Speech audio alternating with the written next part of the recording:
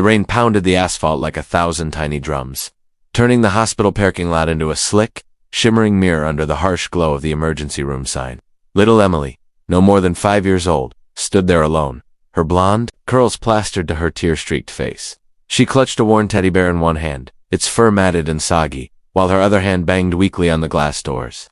"Please, let my mommy in," she wailed, her voice cracking like thunder in the storm, but the doors remained shut, guarded by stern-faced security men inside who shook their heads, their expressions a mix of pity and protocol. It had all happened so fast.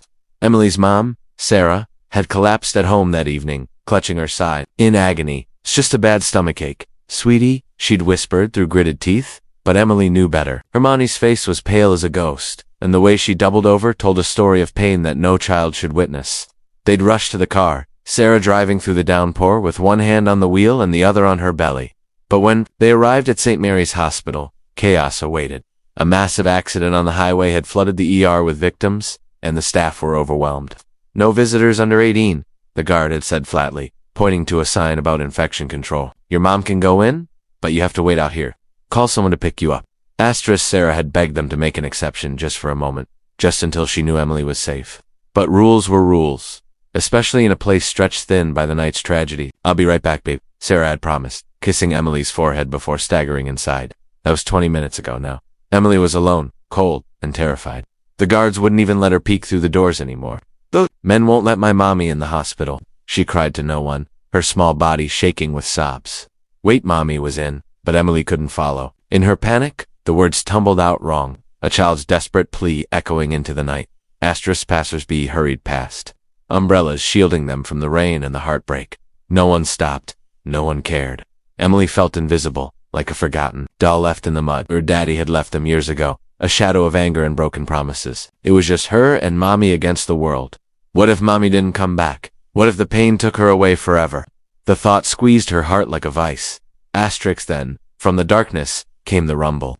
Low at first, like distant thunder, but, growing louder, vibrating through the ground.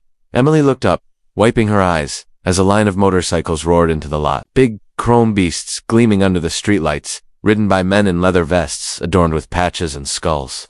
Their beards were wild, tattoos snaked up their arms, and their eyes hidden behind sunglasses even in the rain seemed to pierce. The night the Hells Angels.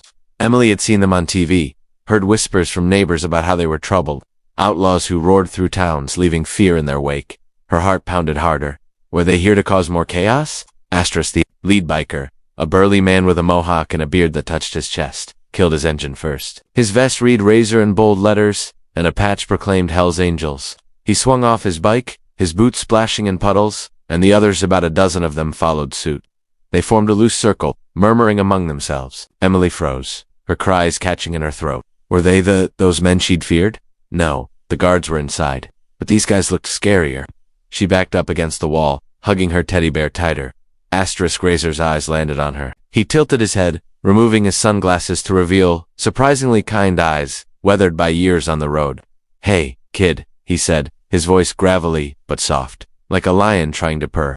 "What's got you out here all alone in this mess?" Other bikers quieted, watching. Emily sniffled, pointing at the doors. "Those men, ... they won't let my mommy in the hospital. She's sick, really sick, and they said I can't go with her. Please, mister, can you help?" The bikers exchanged glances. One chuckled lowly, but Razor shot him a look that silenced it. He knelt down to her level, the rain dripping from his vest. "Your mom's inside, and they left you out here? It's no way to treat a little princess." He paused, his face softening. "What's your name, sweetheart?" Emily, she whispered, glancing at the group. They were huge, like giants from a fairy tale, but not the evil kind.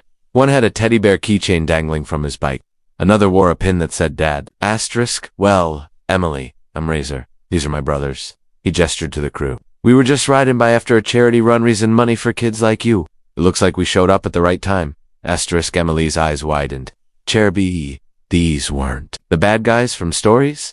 An unexpected warmth flickered in her chest amid the fear. Razor stood, turning to his crew. "Boys, we got a situation. Little girl's mom is in there, probably scared half to death wondering about her kid. Guards ain't budging. What do we do?" A burly guy with a scar across his cheek grinned. "We do what we do best, boss. Stand guard." The twist hit Emily like a warm blanket in the cold. These men weren't here to hurt, they were here to help. Razor nodded, and the bikers moved with purpose. Two flanked the doors, peering inside. Another pulled out a phone, dialing what sounded like hospital admin. Yeah, this is Hell's Angels chapter. We got a kid out here freezing. You gonna send someone? Or do we gotta make a scene? Asterisk inside. The guards noticed the gathering. Whispers spread, nurses peeked out. Sarah, waiting in triage, heard the commotion and rushed to the window, her face lighting up with worry and confusion. Asterisk, but the real surprise was coming. As the bikers formed a protective wall around Emily, shielding her from the rain with their jackets, Razor knelt again. Tell me about your mom, kid. What's she like? Asterisk, she's the best, Emily said, her voice steadier. She reads me stories every night, but she's hurting bad. Asterisk, Razor's jaw tightened. Unbeknownst to Emily, he had a daughter her age, lost to a car crash years ago. This hit home. We're gonna get you to her, he promised. Asterisk, minutes ticked by. The hospital doors buzzed open. A doctor emerged, flanked by security. What's going on here? Asterisk, Razor stepped forward. This girl's mom is inside. Kid's alone. We're her guardians till you sort this. Asterisk, the doctor's eyes darted to the vests, then to Emily's pleading face. Protocol wavered. We can't allow minors in your right now, but perhaps an exception. Asterisk, Emily's heart soared, but just then, a new rumble sign. Ron's police. No, an ambulance. And in the chaos, Sarah's voice echoed from inside. Emily? Asterisk, the climax built. Razor lifted Emily onto his shoulders. Let's go see your mom, princess. As the hospital doors finally swung open wider, Emily clung to Razor's broad shoulders, her small hands gripping his wet leather vest. The bikers parted like a human shield, their presence a silent demand for compassion in a system bogged down by rules. The doctor, a middle-aged woman with tired eyes but a softening expression, waved him in. Just the girl and one adult, she said firmly, glancing at the crew. The rest wait here? Asterisk, Razor nodded without argument. We'll be right outside. Boys, keep the engines warm. His brothers grunted in agreement, some pulling out cigarettes, others chatting with the not-curious security guards. One biker even shared a story about how the Angels had escorted a kid to court against an abuser last year. Turns out these outlaws had hearts bigger than their bikes. Asterisk inside. The ER was a whirlwind of beeps, shouts, and fluorescent lights. Emily's eyes scanned frantically until she spotted her mom. Sarah lay on a gurney, an IV in her arm, her face ashen but lighting up like the sun when she saw her daughter. Emily! Oh, baby. She reached out, and Razor gently set the girl down. Emily ran into her arms, burying her face in Sarah's neck. Mommy, I was so scared. Those men outside. But these nice ones helped. Asterisk, Sarah looked up at Razor, confusion, mixing with gratitude. Who? Asterisk, name's Razor. Ma'am? Hell's Angels? Saw your little one crying in the rain? Couldn't just ride by? He shifted uncomfortably, his tough exterior cracking. I lost my own girl a while back. Hospital rules kept me out too. Know how it feels? Asterisk, Sarah's eyes welled up. Thank you. I don't know what to say. They think it's appendicitis surgery soon. But leaving her out there? I was terrified. Asterisk, Emily tugged at Razor's sleeve. You're like a superhero, mister. With motorcycles instead of capes. Asterisk, he chuckled, a deep, rumbling sound that echoed in the sterile hall. Nah, kid. Just folks who look out for the little ones. World's tough enough without leaving them alone. Asterisk, but the emotional peak was yet to come. As nurses prepped Sarah for scans, a twist unfolded. One of the bikers outside had called in favors. Turns out, their charity run that night was for the hospital's pediatric wing. They'd raised thousands for kids in need. The chapter president, waiting in the lot, marched in with a check. For the fund? He boomed, handing it to the stunned administrator. And while you're at it, bend the rules for this family? Asterisk, the doctor returned, overhearing. You guys? You're the ones who donated the playroom last year? Nods all around. Stereotypes shattered like glass. These weren't villains. They were guardians in disguise. Using their intimidating aura to protect the vulnerable, Asterisk, Sarah squeezed Emily's hand as tears flowed. See, baby? Kindness comes in all shapes.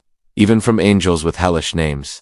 Asterisk, Razor knelt one last time. You two, take care. If you need anything, rights protection, whatever costs. He slipped Sarah a card, then ruffled Emily's hair. Stay strong, princess. Asterisk, as he walked out. The crew revved their engines in unison. A thunderous applause.